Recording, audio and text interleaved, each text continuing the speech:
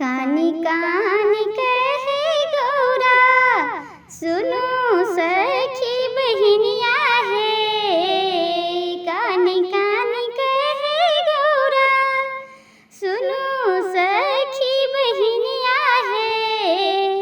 पीसल भंगिया हेरा गेल बहिना गे। पीसल भंगिया हेरा गेल बहिना गे।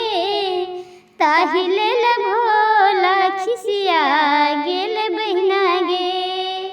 ताहिले भोला खिसिया गेल बहिना गे।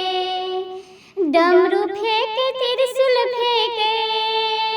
डमरू फेंके त्रिशूल फेंके।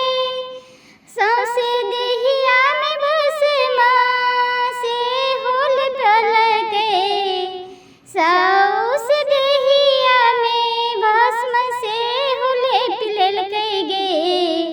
रुद्रमाला टूट के छिरिया दिल के बहिना गे। रुद्र के माला टूट के छिरिया दिल के बहिना गे। ताहिले भोला खिसिया गेल बहिना गे। ताहिले भोला खिसिया गेल बहिना गे। कानी कानी कहे गौरा सुनो सखी बहनिया है। कानी कानी कहे गौरा सुनो सखी बहनिया है।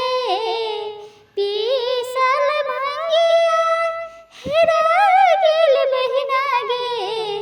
ताहिले भोला खिसिया गेल बहिना गे। ताहिले भोला खिसिया गेल बहिना गे। बनला बताहबा मिर्ग के छाला से हो फेंकल गे।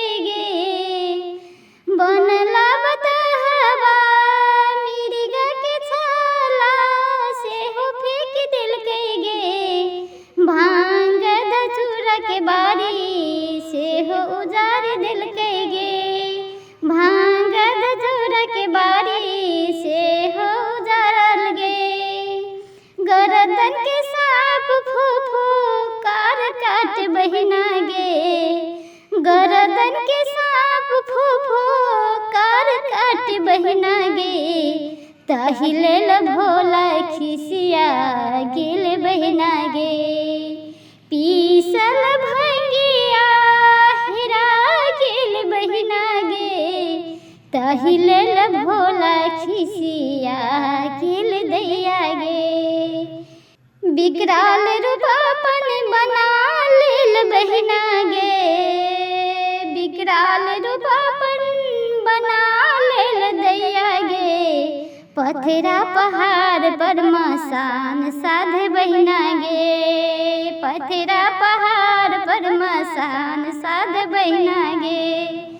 कानी कानी कहे गौरा सुनो सखी बहनिया है। कानी कानी कहे गौरा सुनो सखी बहनिया है।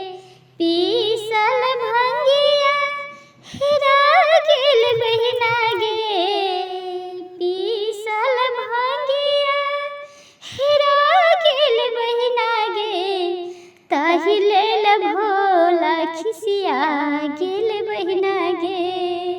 ताहिले भोला खिसिया गेल बहिना गे। कानी कानी कहे गौरा सुनो सखी बहनिया है। कानी कानी कहे गौरा सुनो सखी बहनिया है।